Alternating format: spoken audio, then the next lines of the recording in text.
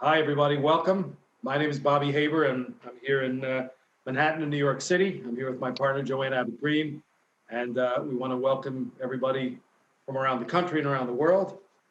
Our second episode in the weekly series of Mondo Conversations with our partner, Guild of Music Supervisors, and my friend and colleague, John McHugh, will be moderating. I hope everybody's safe. I hope everybody's well. We have an amazing panel today. Some just great speakers on the supervisor side, on the composer side, and I think you're in for a real treat. So without further ado, let me tell you a little bit about John. John is an independent film, TV producer, director, and music supervisor. He's held senior positions at New Line Cinema, Warner Brothers Films, Sony Records, and Universal Records. He's produced over 30 films, TV shows, and has music supervised 75 films and TV series. John is the co-founder of the Guild of Music Supervisors. He's also an adjunct professor at American University. And John has been a partner now going into our third year for the New York City Guild of Music Supervisors education event, which will be occurring, we hope, in New York City this October the 15th. So John, take it away. Welcome everybody and enjoy this great panel. Thank you so much, Bobby. And on behalf of the Guild of Music Supervisors, welcome everybody. And, you know, we did this, we set it up. Last week we did one with songwriters staying creative and how they can work on the aspect of writing for their own shows, even if they're not necessarily going in it, just keeping the creative process flowing, which is super important. So this week, we're obviously, the collaboration between music supervisors and composers is incredibly important. They become the music department do the heavy lifting on the creation, clearance, and making music work. So we have really great panelists today, two of our top music supervisors. So I'm just going to go around the Zoom room, as they say, and introduce everybody, and everybody can wave when their name is called, much like back in school in the day. So the composing team of Danny Bensi and Saunder Jurriaans done some really cool stuff. They're two award-winning film composers. They've played music together for 20 years. They've completed well over 100 movies and TV scores, including a very cool film like Martha Marcy, May Marlin. Try that one 5 times fast. A Boy Erased, Amanda Knox, super cool, one of my favorites, The Wolf Pack, and they have some upcoming films called Devil All the Time and The Rental. TV, Danny and Saunder have scored Ozark, which is where I picked them up. Chef's Table, Fear of the Walking Dead, American Gods, which was amazing also. They just do amazing stuff. So with them comes along one of our top music supervisors, Gabe Hilfer, an award-winning music supervisor in both film and TV. His credits include the box office hits like Venom, Suicide Squad, and a small film you may not have heard of called Crazy Rich Asians, as well as the classics Black Swan and If Beale Street Could Talk. His extensive work on TV includes Blackish, Ozark, Outsider, and The Righteous Gemstones. And Ozark being one of my favorite shows, I was glad these guys would jump on with us.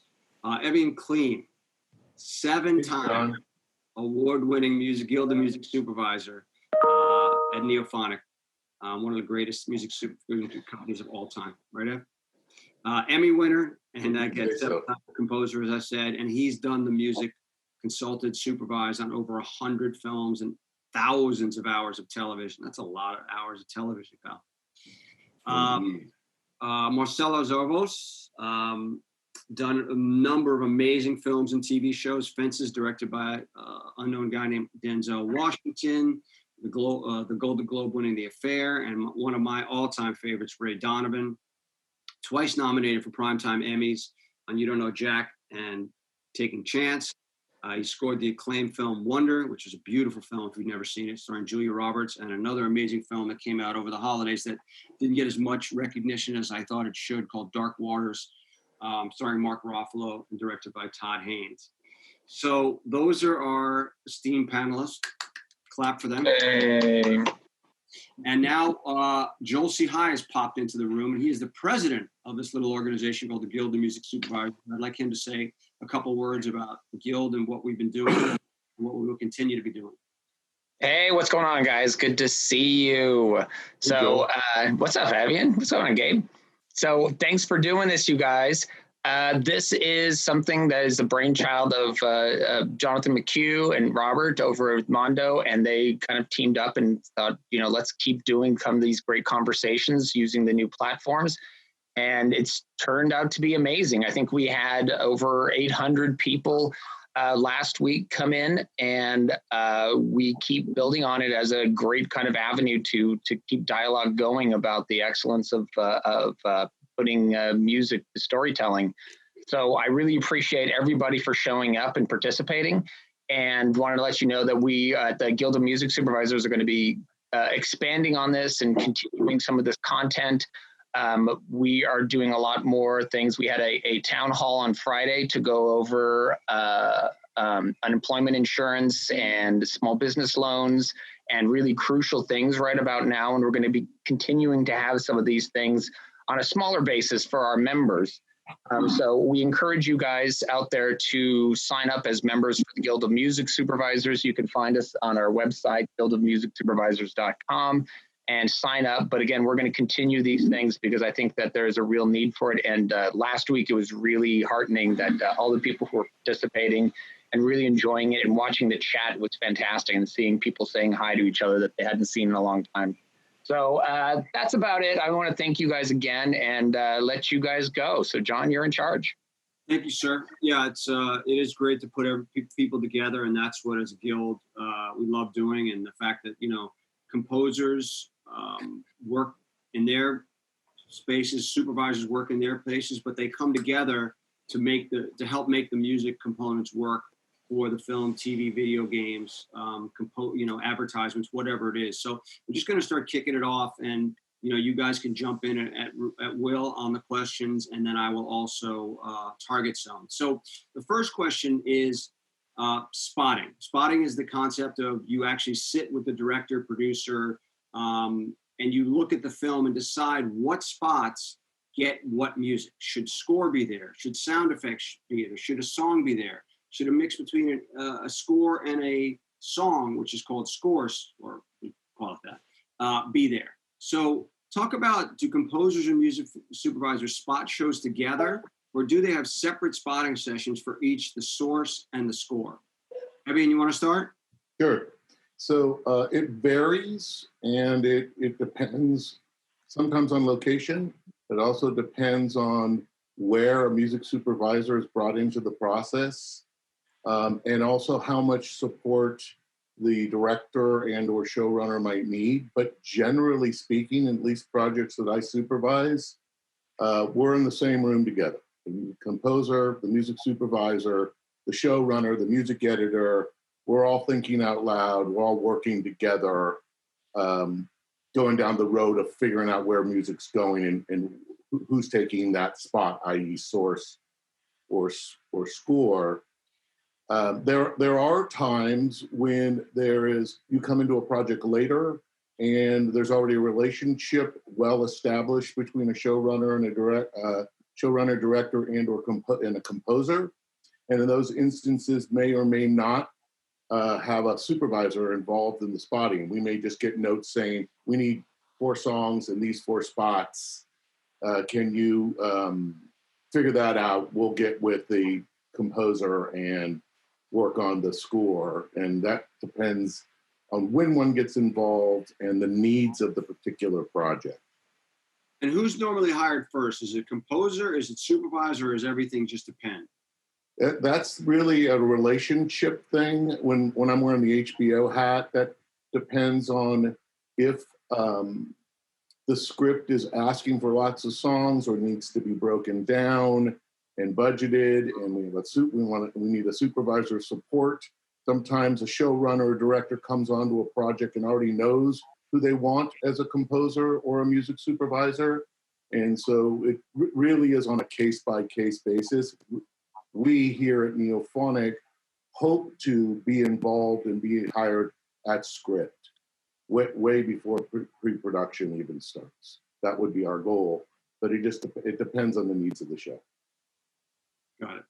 And Marcelo, because you guys have worked together, talk about the relationship composer-wise, working with supervisors, and obviously how it can benefit your craft? I mean, it's always very beneficial because, supervisors can be, especially when somebody as experienced and just creative as Evyen, they can really work as kind of like a facilitator and a translator with the showrunner or the director. All the projects I've worked with Evyen have been films. And there's been cases where we are in the same room spotting together, like when we did Ali recently with Antoine Fuqua.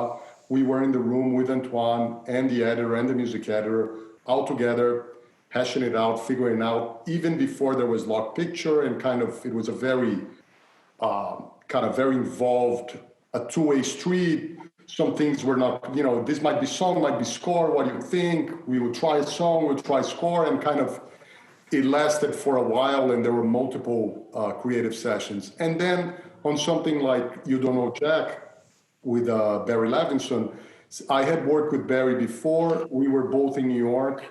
And in that case, we kind of just did our thing. And Evyen was always in the loop, and we were talking about what was going to be needed. But he was kind of more doing the songs than I was doing before.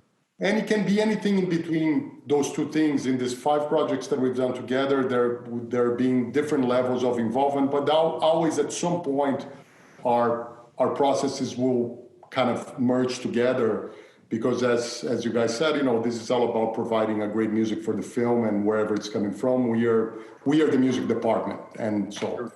And let me ask you a question while we're on with you. For example, the theme song from The Affair, Fiona Apple. Is that something, because it's not like a score background, but was that something she delivered totally, or was that something you had a theme and they put lyrics to? And how often does that happen where you collaborate with artists in doing that kind of thing, or supervisors? I wish it happened all the time. No, but it not as often. I mean, with Fiona Apple, I had nothing to do with the song. She's Sarah Treen is a huge fan of hers, as am I, and like half the world. And she was asked to provide a song, and she had the song that was amazing. And the song actually existed already, but the lyrics were they worked so well with. It was it had never been published, but it was something that she had written, and it's a short song. So it's not something that was condensed. It was just this little gem that she had. And then in the finale of the show, she was brought back again to do a cover of a song that ran through the entire episode. And I got to meet her after the fact, kind of sort of like fanboy kind of meeting. But no, I didn't really have anything to do with the choice of that. Although I certainly, when I heard it the first time, I was like, okay, this is it. This is the song of the show. That's great. All right, so jump into Ozark. Gabe, supervising that, and composing Danny and Saunder. Talk about the process on making the music for that show, and just kind of get into that a little bit, because it's one of the Netflix top show, one of my all-time favorites. So if you guys can start talking about that, that'd be great. You guys want to start? I just want to jump in and say something about the last question real quick, I think, or the last topic that having this in the spot sessions. One thing that we find is one of the biggest parts of our job, besides actually making music, but is creating a dialogue and a language to speak with a director or a showrunner. And during a spotting session or any other conversation, creative music conversation, to have somebody who's not necessarily a composer, but somebody like a music supervisor, obviously, who has a sense of the show and has been maybe in it even longer, to have somebody there to kind of translate and help create that dialogue is super important. And we've always found that really helpful, and obviously the supervisors and composers cross over kind of in different ways for every project. But when that happens in the right way, I think it's a huge asset to us. I agree. So you guys are all in LA now. So do you guys get to spot together on that show? We do. How we do.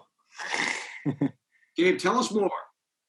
We do. We spot together on that show. I mean, like Saunder was saying, Ozark's a really fun one because I think it would be safe to say we all really have like a lot of trust and love in the room between Jason Bateman and Chris Mundy, who is the showrunner of the show.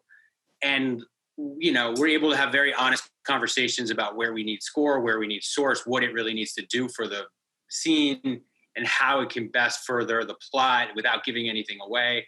And it's always a give and take conversation about like what's too much, what's too little, how to pull back.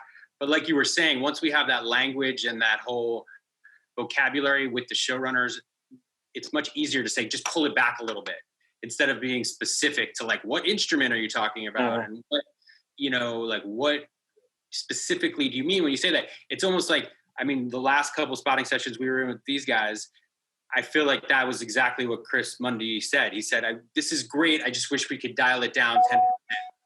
And everybody knew exactly what that meant. And having that sort of familiarity with each other and that trust and that understanding of what we all do is invaluable. And do you, when you're in it, is it like when there are borderline calls where, okay, this could be a song or this could be a source, do you guys step up and go as composers, look, I think I have this beat, let me try this. And in the meantime, Gabe, you'll back it up by trying to find something that might have a vibe that the Bateman or Mundy are looking for? Yeah. I mean, sometimes the decision gets made in the room, and then a lot of times we'll say, why don't we try to run parallel paths and like we'll try a song and we'll try some score, and if it's and see which one works best and just have a bake off to see which one creatively feels the best. Yeah. But then sometimes it's a time thing. I mean, just logistically, like it'll be a huge piece and it'll have to be a minute and a half long, and we got to deliver in 4 days. And it just, we got to decide in the room. Like if the composers want to do it, they're going to commit to it. But if not, if it's just going to be a 50-50 toss up, maybe their efforts are better spent on something that we know will stay in the show. Right. Danny, you have any thoughts? No, that's covered it all, I think, very well. Okay. I have a question for Gabe. So I actually happen to find I'm not caught up on the new season. I don't want to spoil too much for anybody that hasn't seen it, but there's a very popular classic rock band that gets a nice cameo in the show this season, and they're asked to participate in some nefarious activity. So talk about when you get a band involved with a show like that, with a prominent featured music role where they have a piece of music at the beginning, they have a performance, and then there's subtext that they're going to be involved, in another way. How that works about being able to do that with an artist, and did you have to look for other bands first before someone said yes, or was that always the first pick? No, that was the first pick. So I mean, I don't think we're giving anything away by just saying it's the REO Speedwagon. And early on in the writing stage, the writers called and said, we have this cool idea. We want to feature REO Speedwagon. We want them to perform on camera. Can we do that? And it was up to me to find out how we get that done, and like windows of dates that they were available and when we could shift the shooting to, and talk about money and what songs they perform and if they're familiar with the show, and then all that kind of jazz. And then they wanted to be involved and have where are they going to be woven into the plot. So it was a lot of pre-planning and getting them involved. And my favorite anecdote about that is when I called, when I spoke to their manager, they said, and they're super game, completely friendly, amazing to work with, everything like that. They said, hey, I don't know if you know this, but REO's Bread and Butter are playing casinos in the Ozarks.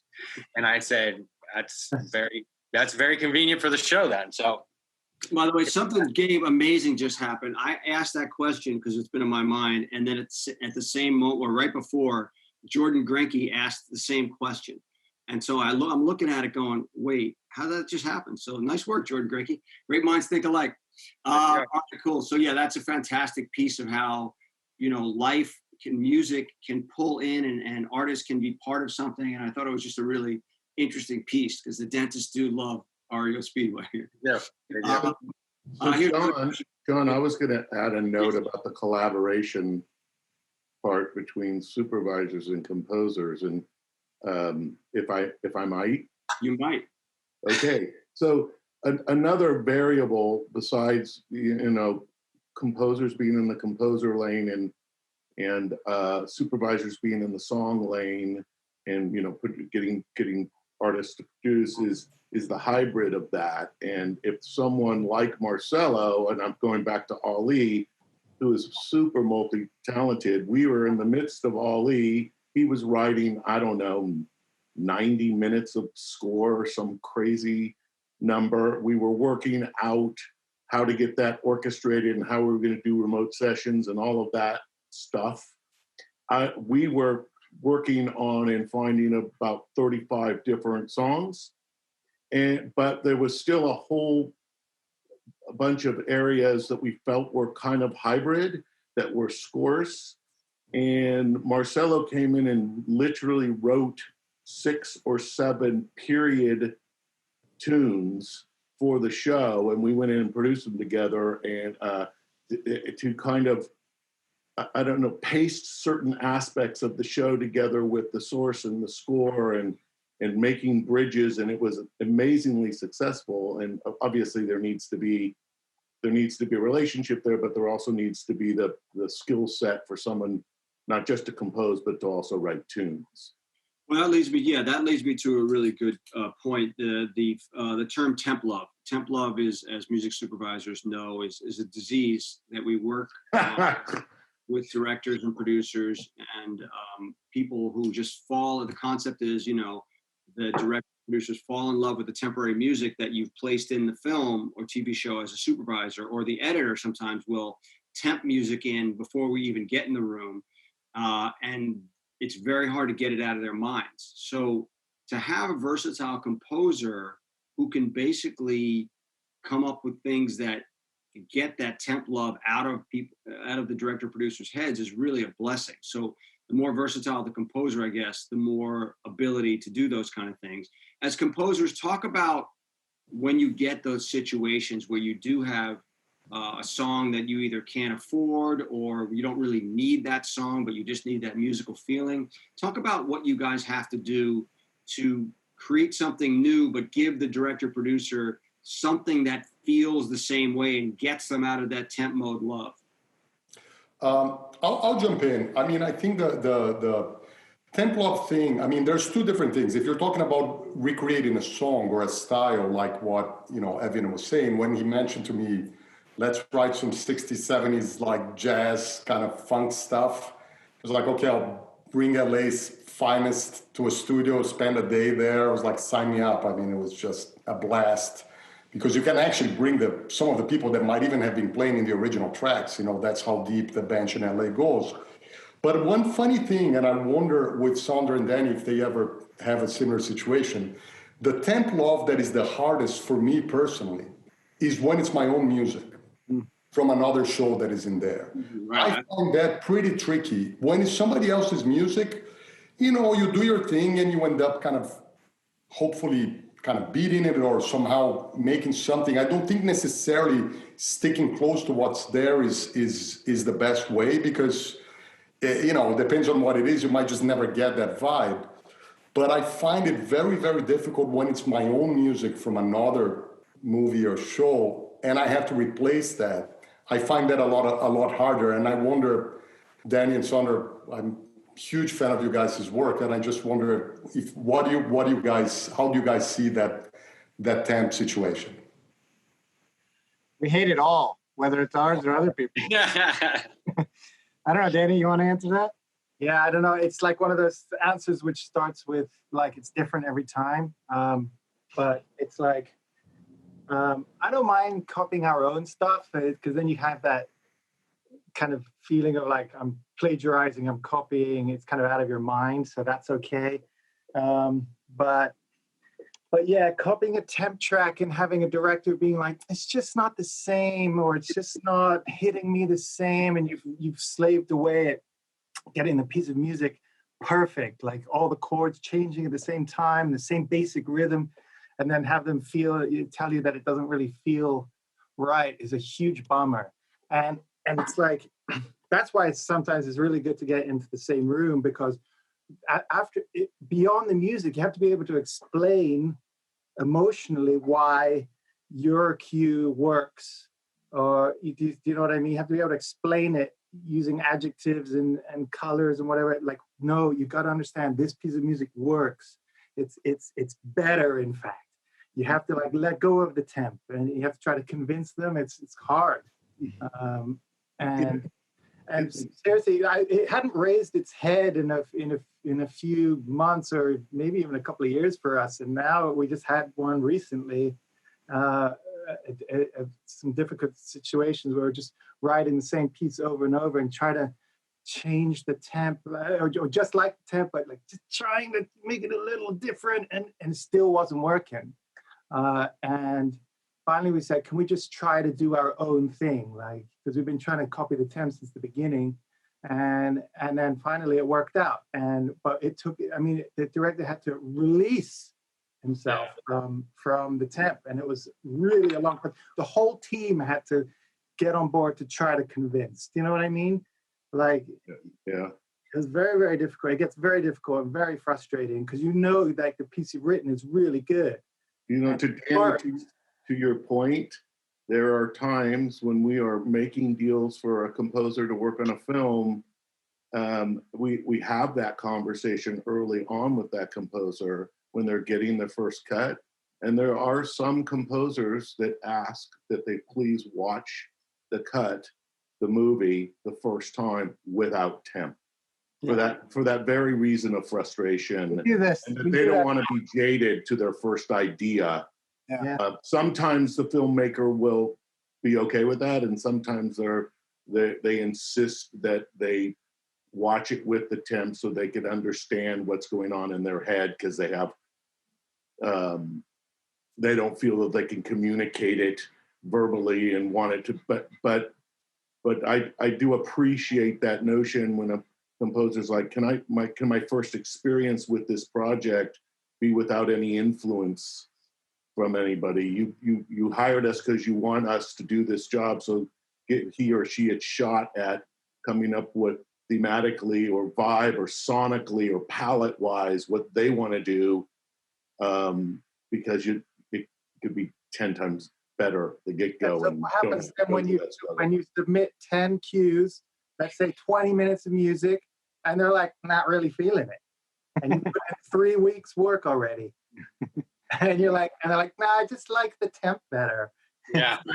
It's really disheartening. What does your ego do at that point? Start again from scratch? Like, just, okay, let's just, with the tail between our legs, start writing what the temp is like? Or it's like you get hired to do a show, and you get, your package includes 4 musicians, and they've temped it with a 90-piece orchestra from a John Williams movie. Yeah. Like, oh yeah, sure. Let me just rip that off for you. No problem there. I mean, while you're there, let's talk about that, the package concept, right? Because you act as both sometimes a studio and sometimes you're the supervisor. So right. You're saying you're hiring the composer and you're saying, oh guys, okay, you make a deal with their agents. Talk about the process of what the score calls for, and when it changes, when the ideas change in the middle of the process, and they've been given X amount of dollars to do a package with X amount of budget for an orchestra or unorchestra, X amount of musicians or combos. Talk about that process for a second, if you wouldn't mind. So usually, I think, generally speaking, everybody, the composers on this call, and Gabe, probably you and I would agree on this, but majority of the television composer agreements are package agreements. And sometimes there's a provision that will, and we do this to protect both the show and the composer. Well, we'll say that this package includes up to X amount of musicians and put a cap on it. So if the creative changes, and if it was gonna be an EDM score, but now it needs to be an orchestral score with a choir, then nobody's asking the composer to go, write themselves a check from their own checkbook to pay for those musicians. And it's up to the production to then find the money for the change to do something like that. There have been other functionality of a composer agreement that allows for an orchestral budget based on approval of a said budget. All the deals are different. One of the key indicators here is hopefully you've had a reasonable creative conversation, but both the composer with the showrunner or the director about a style and a vibe, and the showrunner or director with the studio or with the network or with whoever they're working with on kind of like, yeah, we think this is a cool approach, so that when we're making a deal with that in mind, so that we're not putting anybody, painting them into a corner. And you brought up something earlier that I think Danny brought it up about color. And Gabe, maybe you could all handle this one. People say, what does a music supervisor do? And I say, well, sometimes you have to be a translator between, director, composer, editor, producer, label, publisher, all these different people that you're trying to get the music for and from and to. So talk about that role of translator, because as Danny was talking about, having to sell cues or music to people, to the showrunners and directors, it can be a tough process, because sometimes you'll think, oh my God, this is it. This piece of music is amazing. They'll be like, yeah, it's okay. And that process can be very frustrating for a supervisor and a composer. So I'd like to talk about, first music supervisors as translators, and then expound on a little bit what Danny was talking about, how to get, because it is a very inexact science of what music is. So it's not, not black and white. It's like what works and what doesn't work for some people will work for others. So if you guys could just expound on that a little bit, it'd be great. I think I'll jump in. I mean, I think like you hit on a good point. I think music is super subjective. And, I always use the example that if you described your perfect cue to 6 composers, all 6 composers would come up with cues that were completely different and unique and would have nothing or maybe not much in common.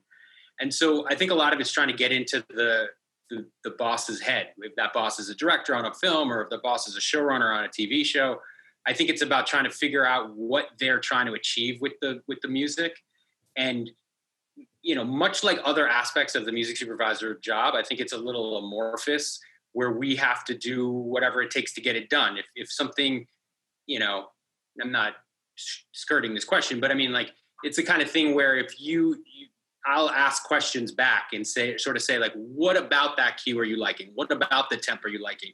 What does it make you feel inside? And try to use different vocabulary in terms of feelings and colors and things that aren't necessarily music driven. Because I would say at least 75% of the showrunners and directors I work with come in on the first day and say, look, I just want to let you know I'm music illiterate. I don't know about notes and measures and instruments. I just know what I like, and I want it to be the right music. And so a lot of it sometimes we're talking about something that's emotional. Yeah. So it's a very hard thing to define. Emotion's very subjective.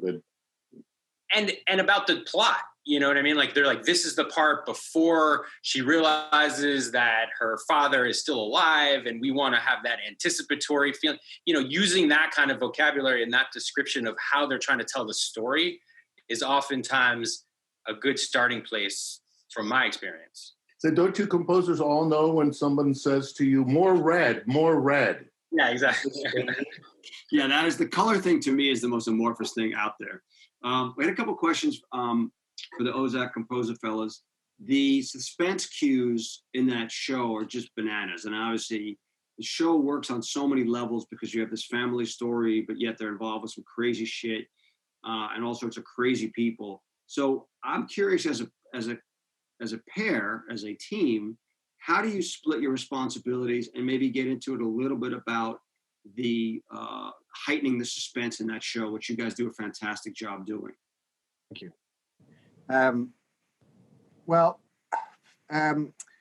So the question is kind of 2 parts. One, how we collaborate in writing, and then one, how we achieve the Ozark kind of palette, I guess.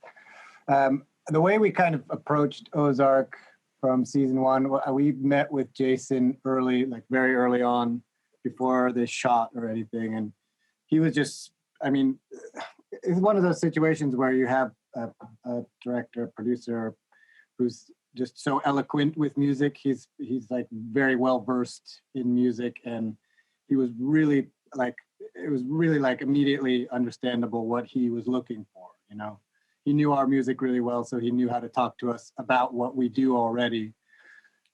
he kind of explained the tone he was going for, you know, the juxtaposition between the kind of majesty of the natural, you know, the nature there, plus the kind of the grittiness of the human occupancy and the boats and the rusted out cars and stuff. And so from there, we kind of, you know, we already had kind of a sense of what we like, I don't know, the feeling of the show. And then they would actually send us dailies from their shooting,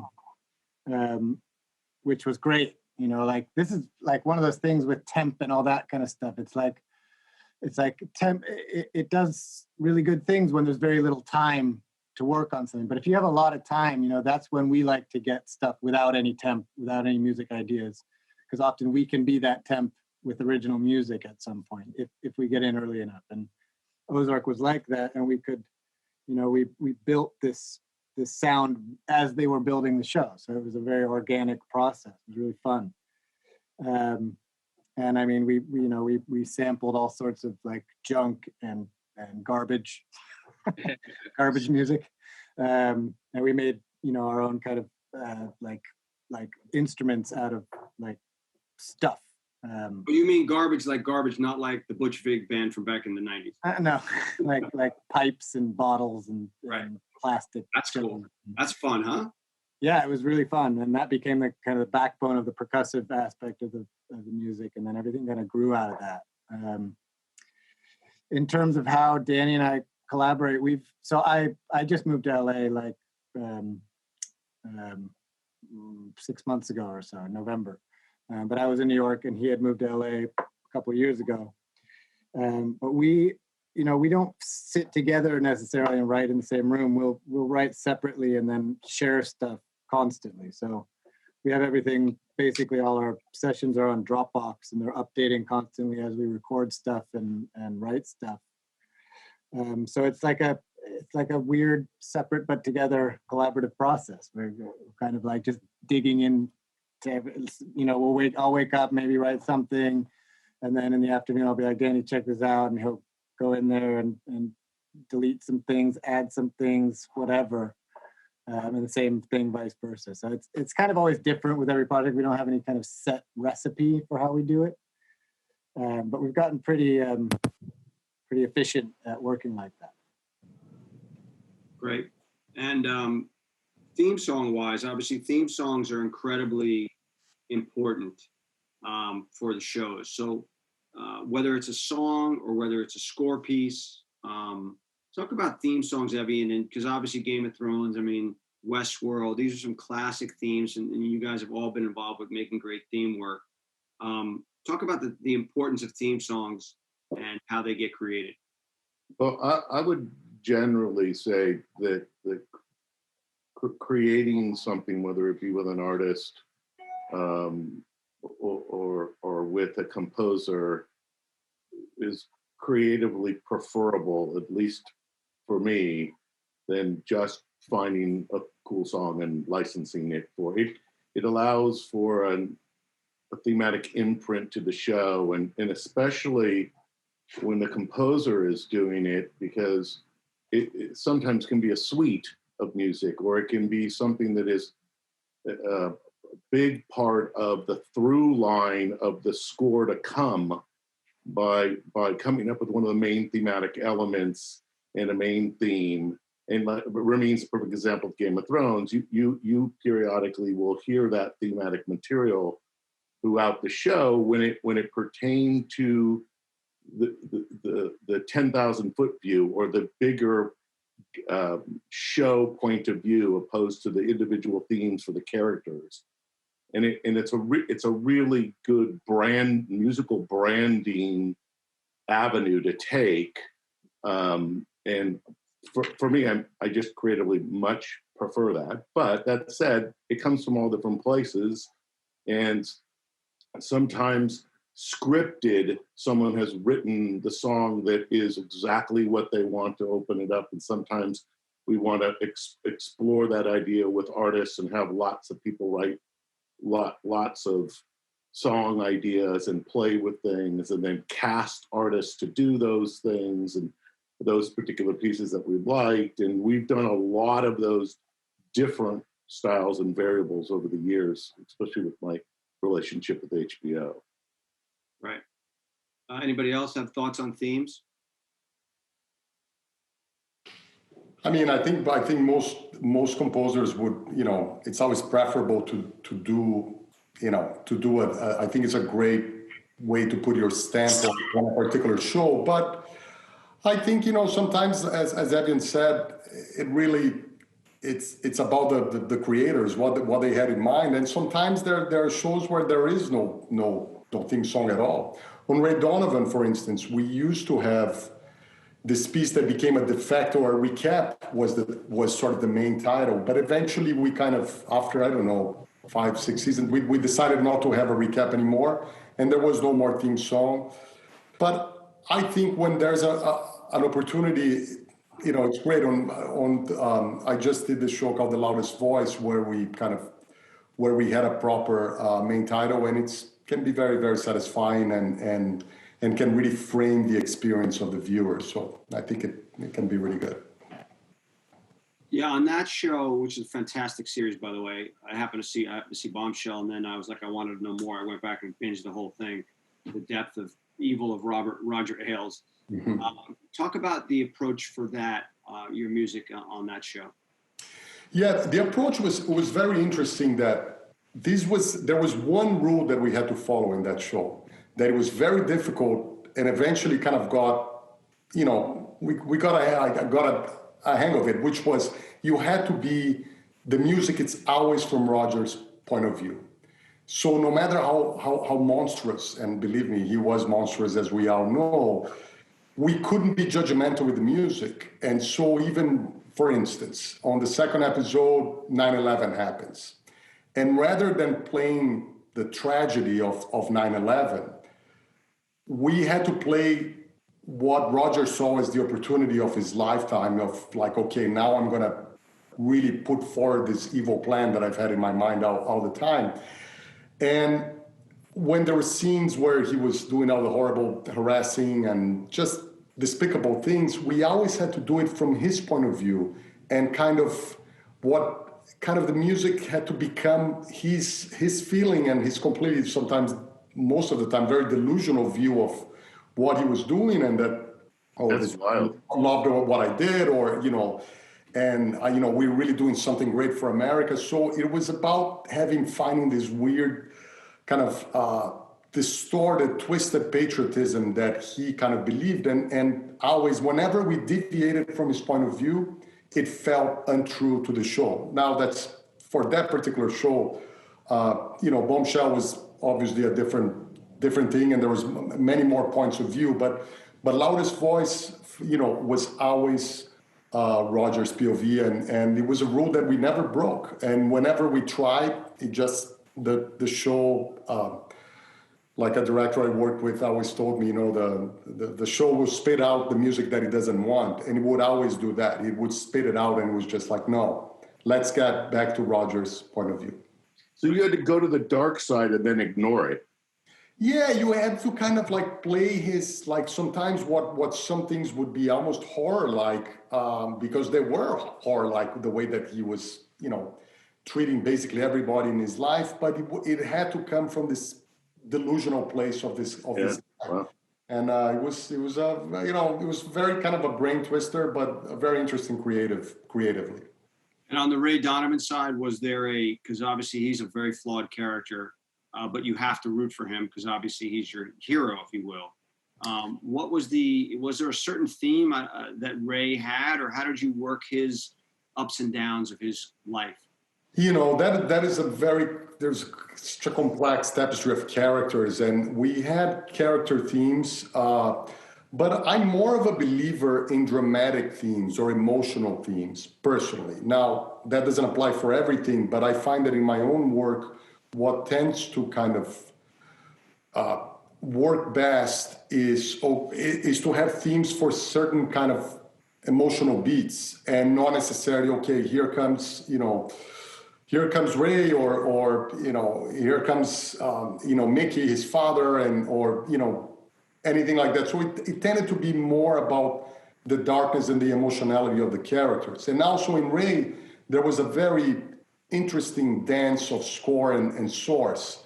A lot of the times, the source did a lot of important things, particularly humor. It was something that whenever we tried to sort of color the score with humor, it never felt right.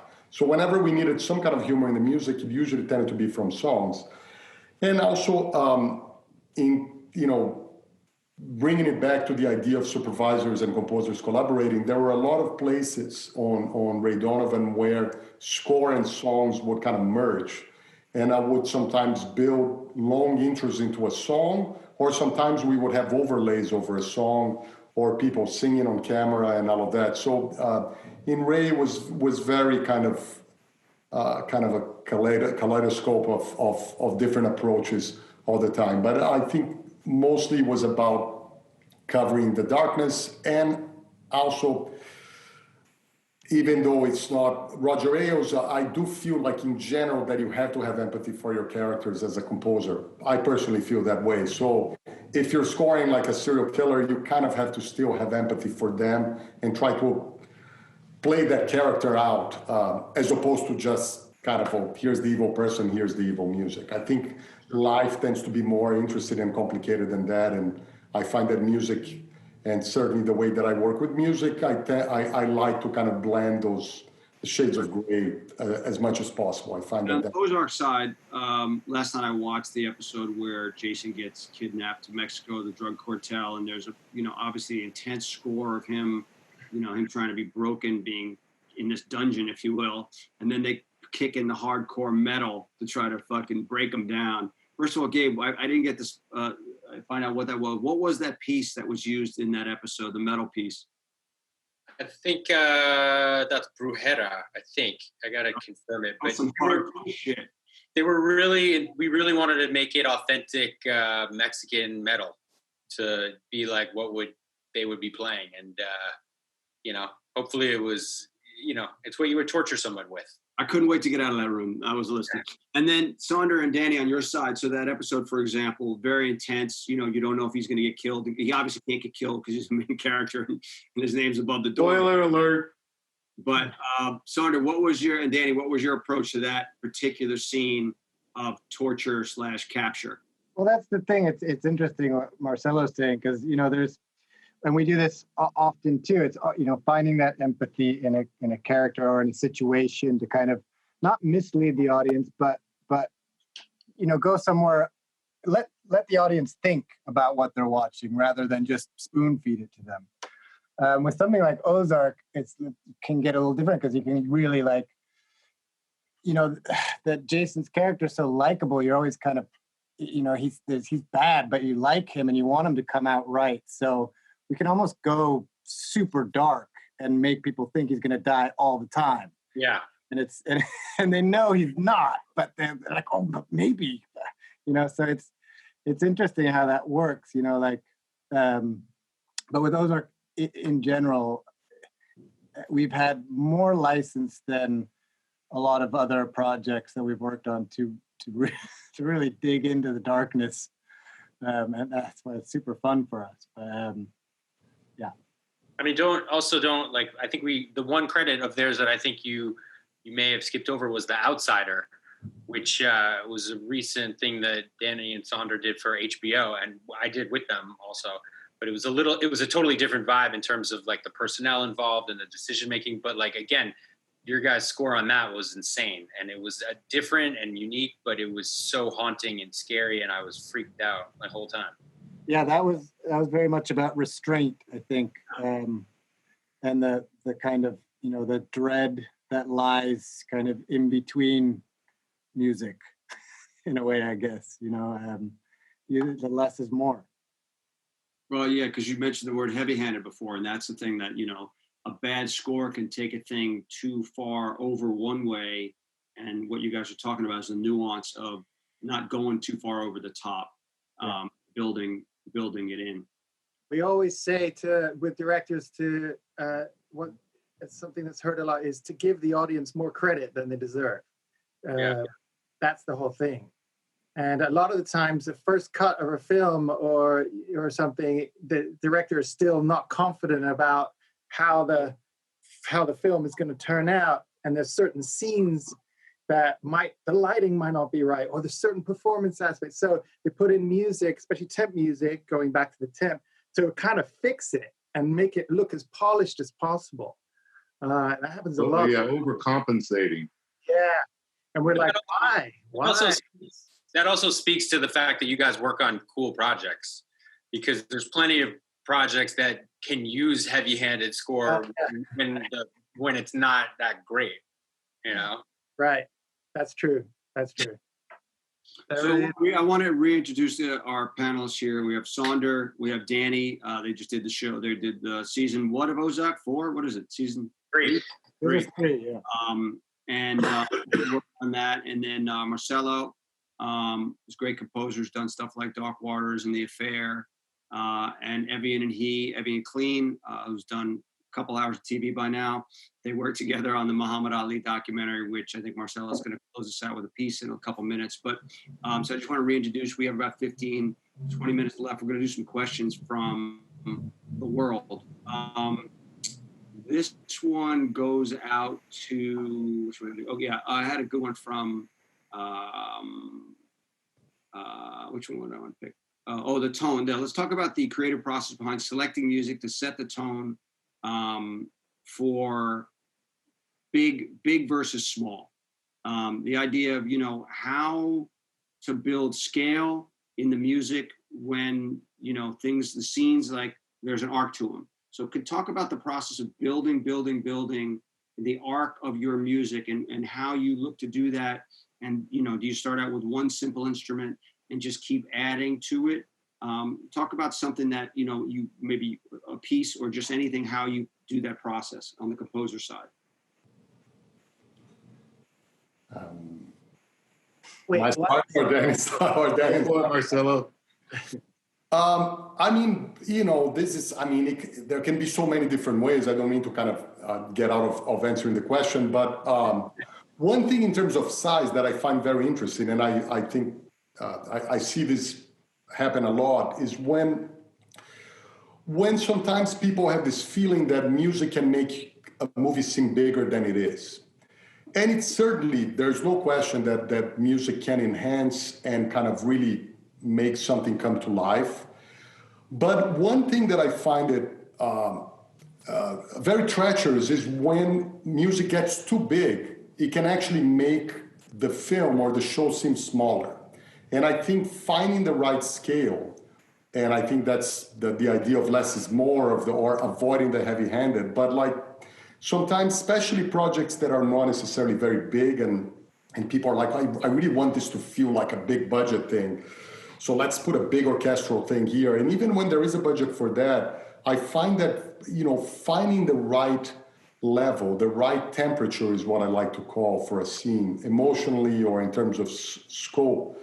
That's where I think our job is like actors. You can't overact. When I worked with Denzel Washington, he was so like on top of it to make sure that the music was never pushing the performances beyond what they could be, that I actually, I think Saunder said less is more, and I actually had a big poster that said less is more, and I put it in front of my, right behind my screen to always remind me. And of course, Fences was basically a movie with non-stop talking, and it was a play. The first cue comes 40 minutes into the thing, so it's a very specific thing. But I find that in terms of size, I think being careful to not overact with the music, because you can really transform a great scene into melodrama by making something too hot.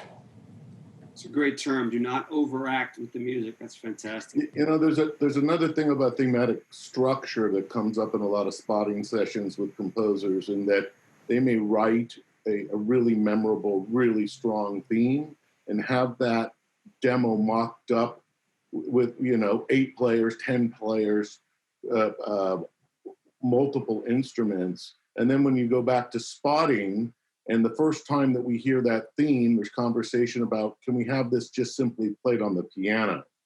And then eventually through the arc of the show or the arc of the movie, you almost deconstruct the cue and then reconstruct the cue through the arc to build a particular storyline. And I find that really effective. And Marcelo, to your point, you definitely are stepping on two people having an intimate conversation with a 90-piece orchestra behind you.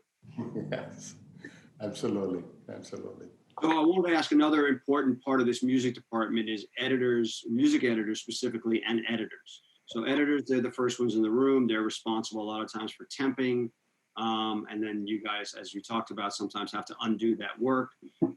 How important is it to have a great music editor working with you, and just talk about overall the relationships with editors and music editors on all of your fronts?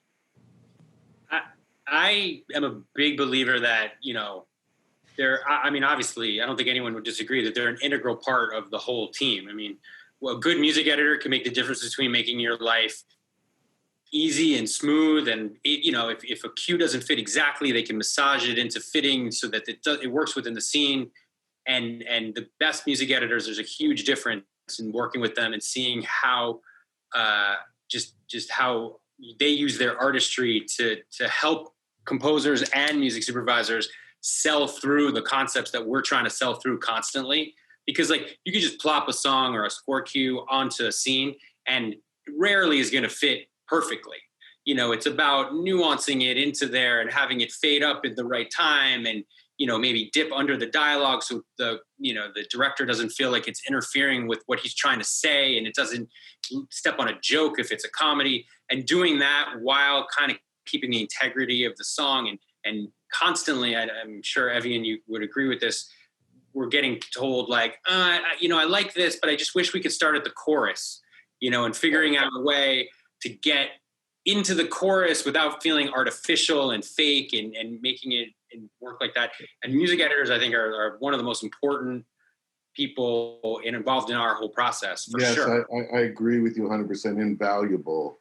And a great music editor can just, with the right attitude towards the project as a whole, can really help and assist a composer and a music supervisor. And it's really important for composers, at least with my experience. So I'll let the composers chime in a little bit too about their relationships with their music, because we always ask when we're making a deal for a composer, is there a particular music editor that the composer, or asking the composer directly, they like to work with? And we try to honor that when we can, because of how important those things are.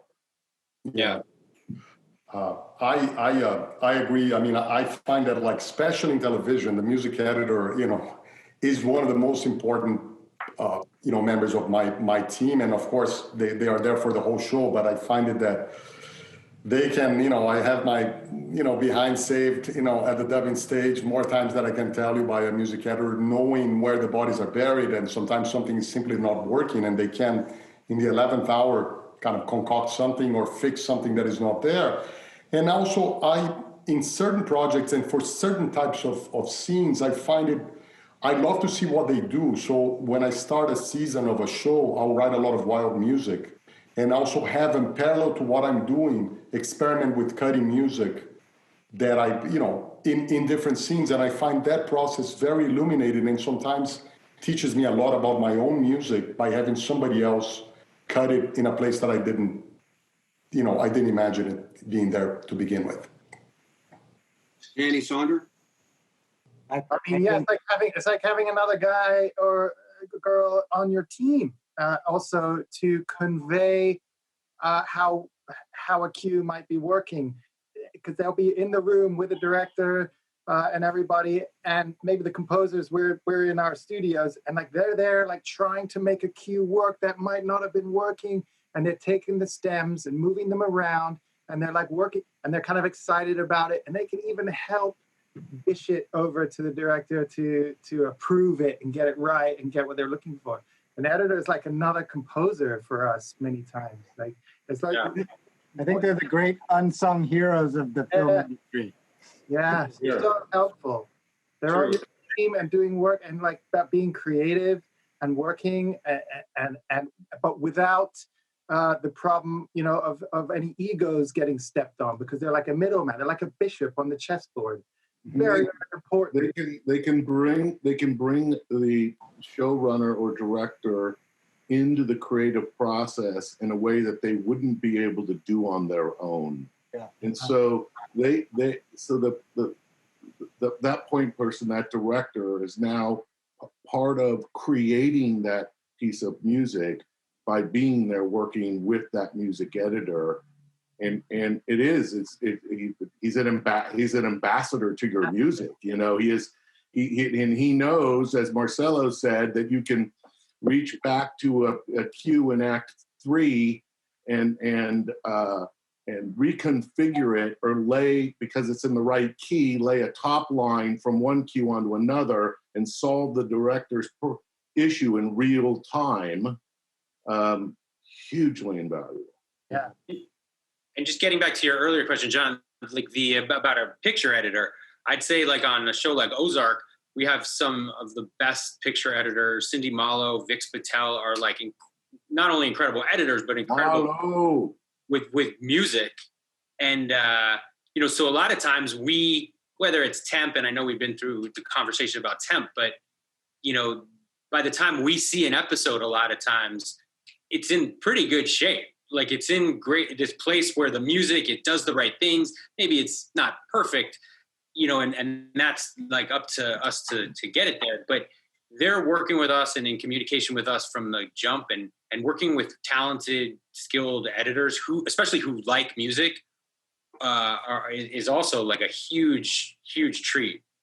Yeah, I think it's interesting when you're with an editor who's really musical, makes your job so much better. And then when you have an editor and you don't have the money specifically for a music editor to help you, it's much more challenging.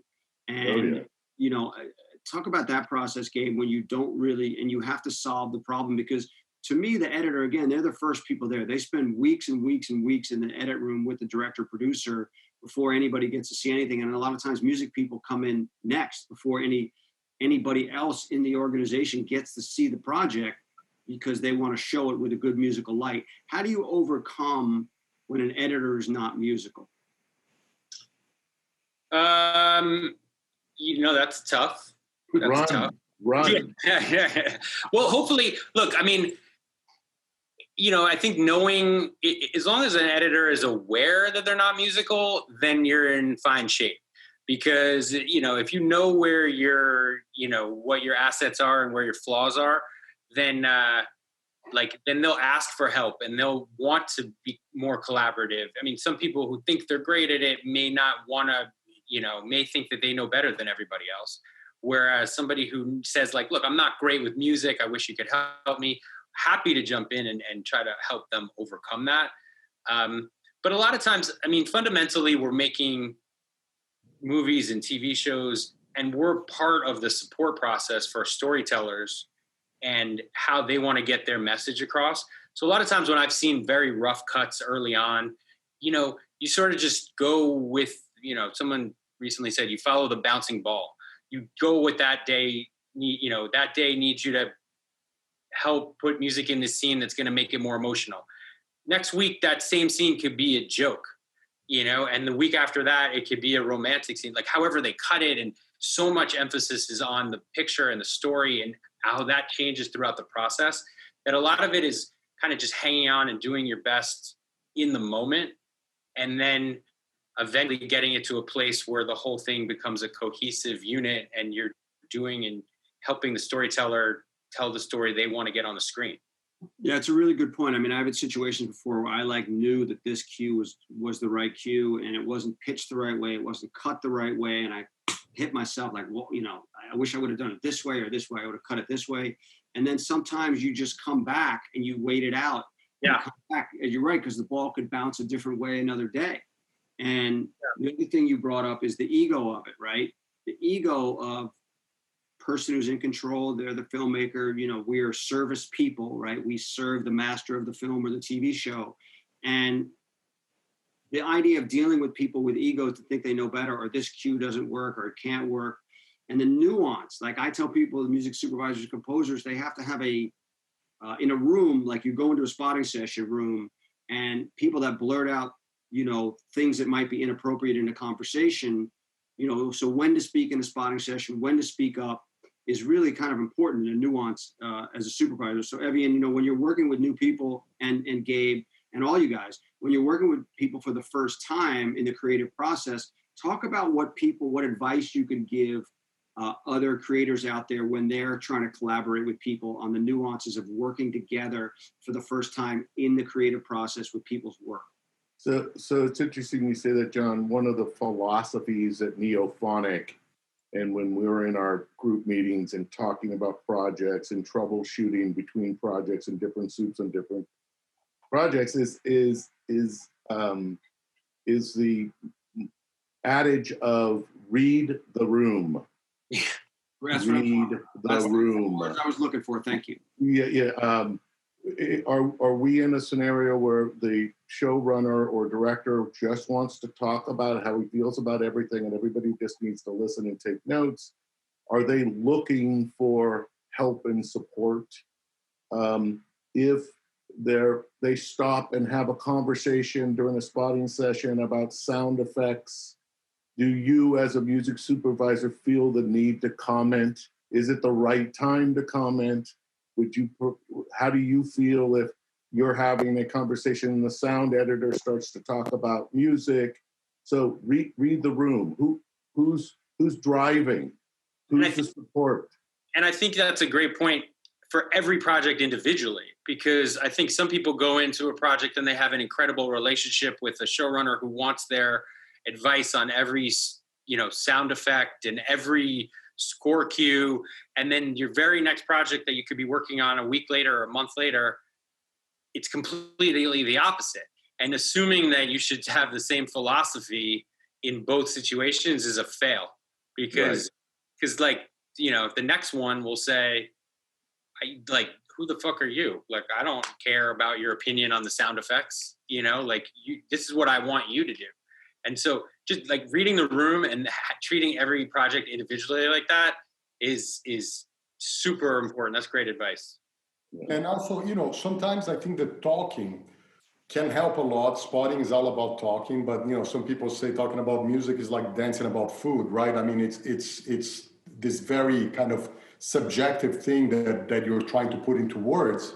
And I think as composers, music supervisors, sometimes you simply have to kind of guess what they want, and you have to just really create a solution for them, even when there might not be enough verbal information for this.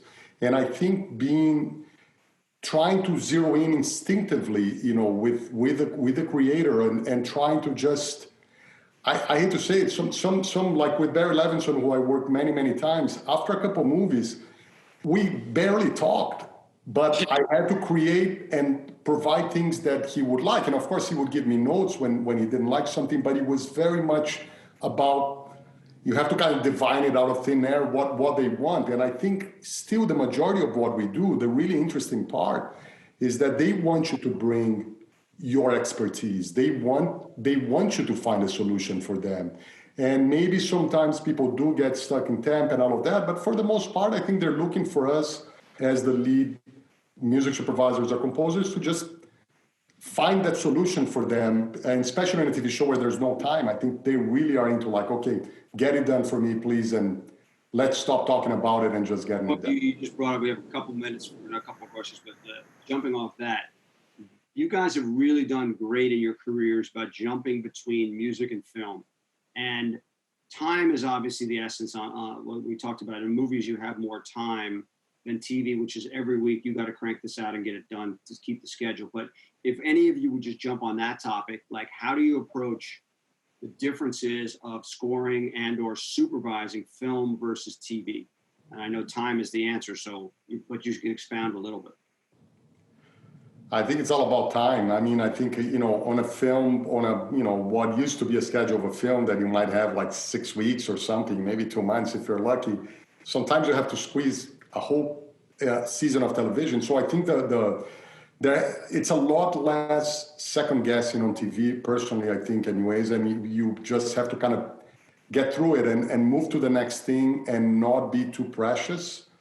But TV has become, it's at such a high level now that I think people basically expect them to sign like film scores. And my very first experience and my very first lesson in TV was actually from Evyen. I remember we were doing a movie for HBO and I said, Evyen, do I need to think about this differently because it's a movie, but it's for TV? And he said, no, it's a movie. Just think of it as a movie. And I've always taken that to heart for the rest of my career, basically. But you just have to run a lot faster on TV.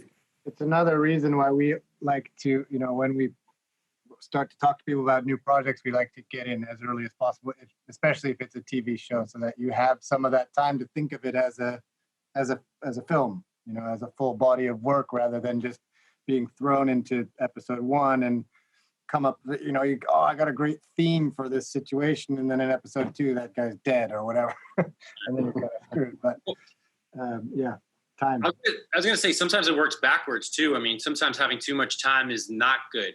Yeah. Because it gives you more time to, showrunners to second guess and noodle and try 6,000 different variations of something.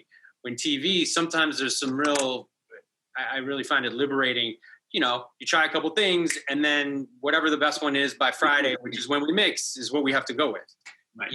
I agree with you 100% because you give showrunners, directors too much time.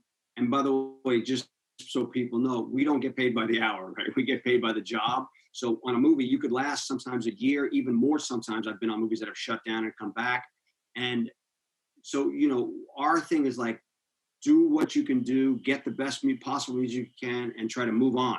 Because and that's fundamentally the brain shift, I think, between TV and film. I think perfect. For TV, that's sort of the mentality, is do the best work you can within the time limits and the budgets and everything that you have, which is usually much more compressed. And film is more like, let's do our best without those restrictions, or with longer restrictions. And sometimes that can be on and on, like a pitch 20, 30, 40 rounds of music for a scene in a bar in a movie.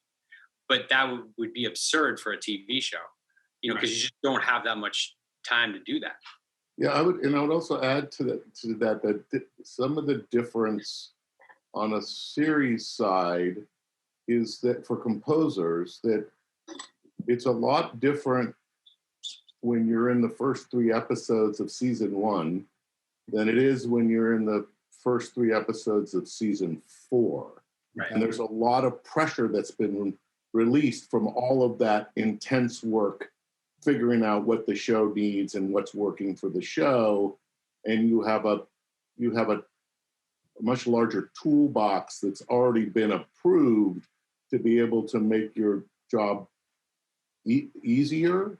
There's sometimes you need to push it and stay creative and throw the toolbox out a little bit so that you're staying fresh. But there is quite a difference, even on the picking song front, because you've defined kind of the world in which the project lives, whether it's a period piece or it's contemporary, using hip hop songs, and by the time you're getting into later seasons, it's just the process is faster, the process is easier.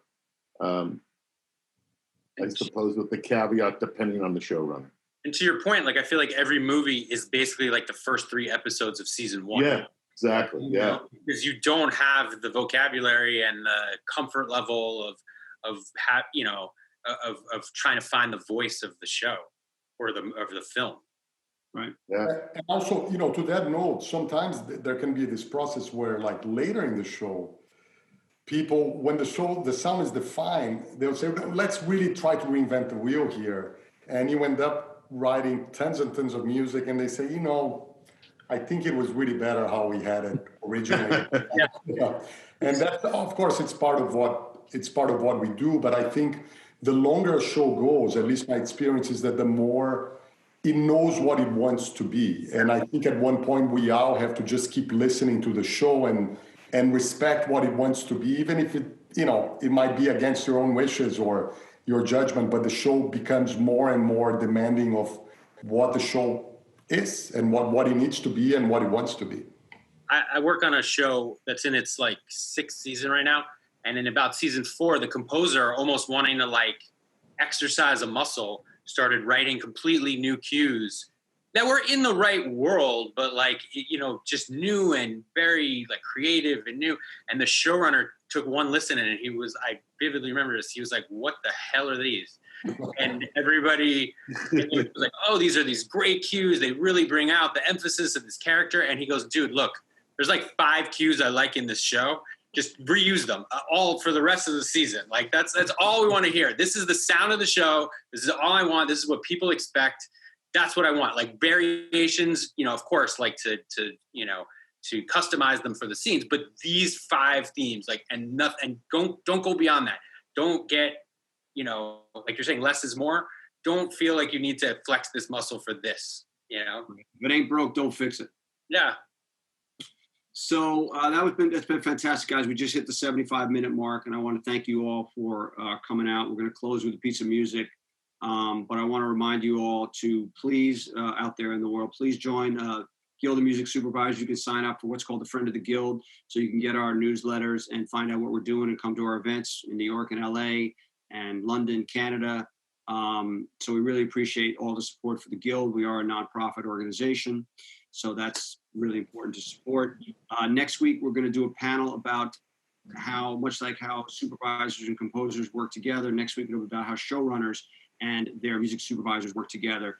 And Liza Richardson, who's a great music supervisor, and Jason Cadams, who's an Emmy award-winning producer, will be on. And I'll probably do my animated show I'm working on with Alan Friedland, a new show called The Fabulous Furry Freak Brothers. And we'll also have one other announcement that'll come out this week. So again, thank you guys all for your time. We really appreciate it. So Marcelo, you and Evyen worked on this highly regarded, LeBron produced, Antoine Fuqua directed short series, doc series about the greatest. Talk about the music for that and what we're going to close with today.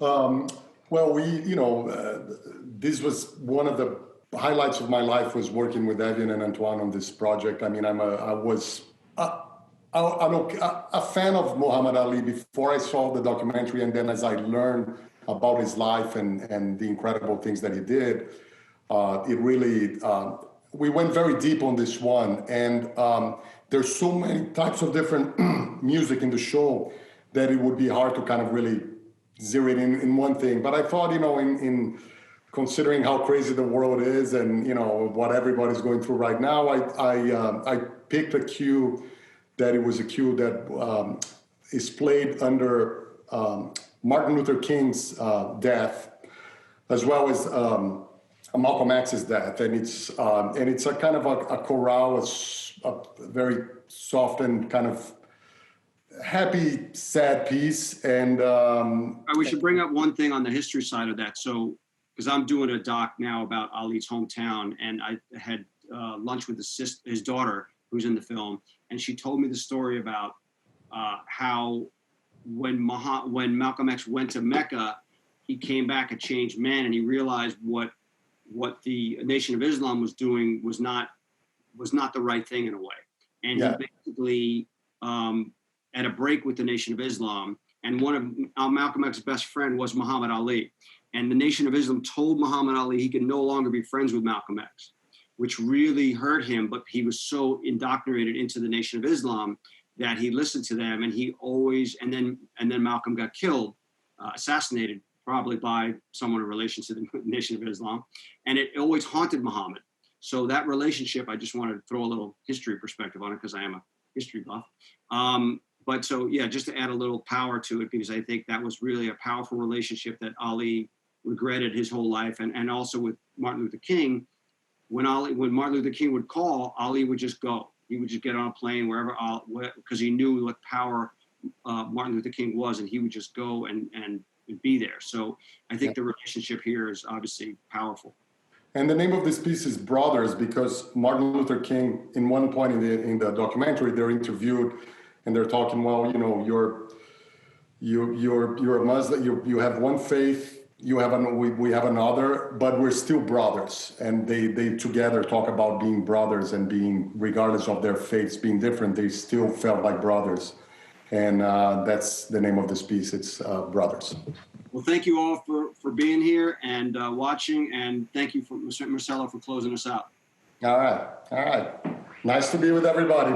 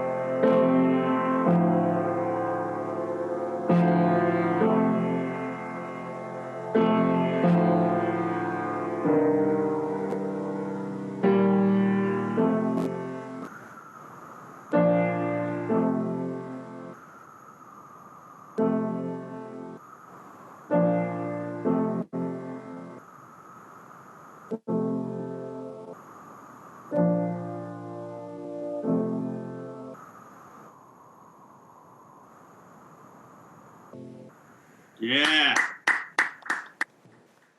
Thank you so much, Marcelo. Thanks, everybody. See you next time. Take care, guys. Thank you, everybody. Bye, you, everyone. be well.